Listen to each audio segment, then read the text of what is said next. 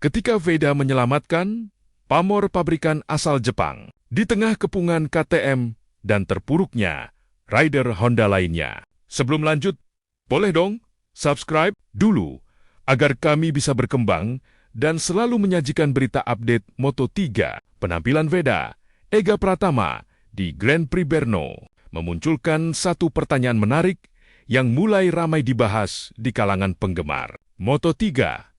Apakah Honda Tim Asia, bahkan Honda Racing Corporation HRC, memiliki alasan untuk berterima kasih kepada Veda setelah balapan tersebut? Sekilas pertanyaan itu terdengar berlebihan. Namun, jika melihat bagaimana Veda bangkit dari posisi start ke -20 hingga mampu bersaing di barisan depan, muncul argumen bahwa kontribusinya jauh lebih besar daripada sekadar hasil finish. Di tengah tekanan kompetisi yang ketat dan performa Honda yang terus menjadi sorotan, Veda justru tampil sebagai salah satu pembalap yang paling mencuri perhatian di Brno.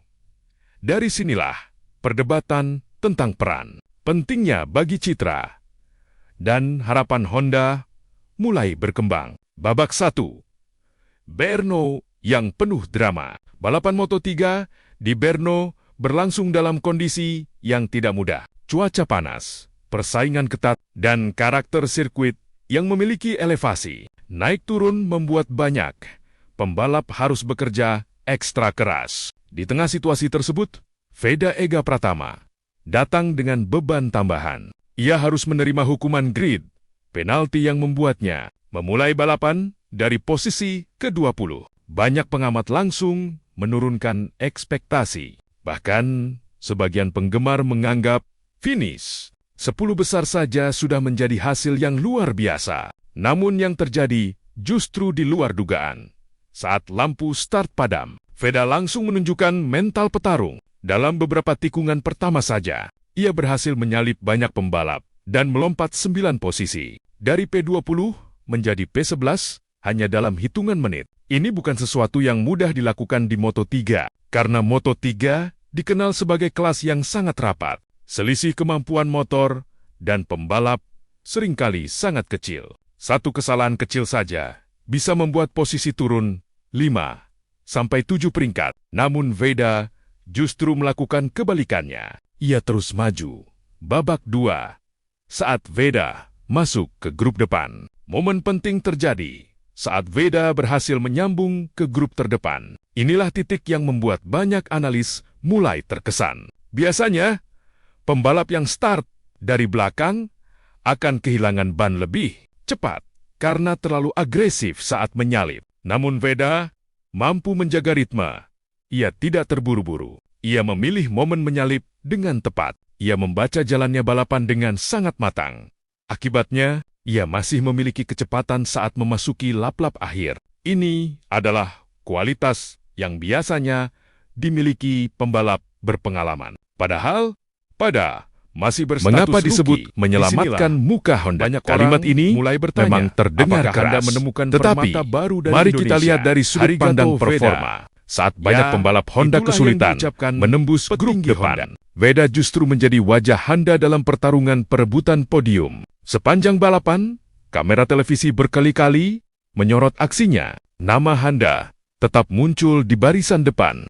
Honda tetap mendapat eksposur positif. Honda tetap diperhitungkan oleh lawan-lawannya. Bayangkan, jika tidak ada Veda di grup depan, kemungkinan besar Honda tidak akan banyak terlihat dalam pertarungan utama. Karena itulah muncul narasi bahwa Veda menyelamatkan muka Honda. Bukan karena Honda sedang buruk, tetapi karena seorang rookie mampu memberikan harapan besar di tengah tekanan kompetisi yang sangat ketat. Pendapat pakar balap internasional, para analis Moto3 umumnya menilai bahwa kemampuan terbesar seorang rookie bukanlah kecepatan satu lap. Yang lebih penting adalah kemampuan melakukan recovery race, kemampuan bangkit saat menghadapi masalah. Dan itulah yang ditunjukkan Veda start P20. Tetap tenang, tidak panik, tidak melakukan kesalahan besar.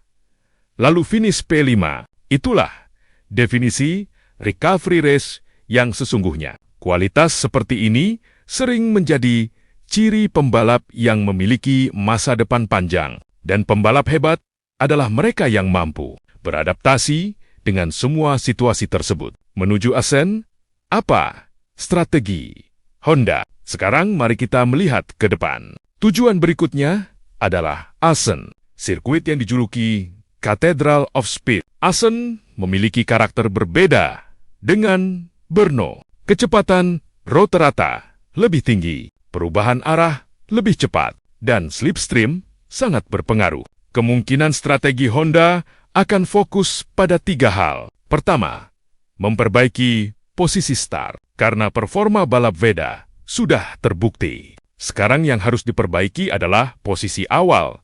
Kedua, mempertahankan setup yang membuat ban tetap kompetitif hingga lap terakhir. Ketiga, memaksimalkan strategi grup dan slipstream saat kualifikasi. Jika Veda bisa start dari 2 baris depan, peluang podium akan meningkat drastis. Apakah podium mungkin terjadi? Jawabannya adalah sangat mungkin. Veda mampu bertarung dengan grup podium meskipun start dari P20. Bayangkan jika ia memulai balapan dari P5 atau P6. Ia tidak perlu menghabiskan banyak energi untuk menyalip. Ia bisa langsung fokus bertarung di depan. Pesan bahwa Indonesia memiliki pembalap yang mampu bersaing di level tertinggi. Moto 3. Pesan bahwa penalti tidak mampu menghentikan semangat juang Veda Ega Pratama. Dan pesan bahwa masa depan Honda Team Asia bisa menjadi semakin cerah jika perkembangan ini terus berlanjut. Sekarang, semua mata tertuju ke Assen. Akankah Veda kembali membuat kejutan? Akankah podium pertama musim ini akhirnya datang? Tulis prediksi kalian di kolom komentar. Saya ingin membaca pendapat kalian semua. Sampai jumpa di video berikutnya. Salam satu aspal, Indonesia. Siap mendunia.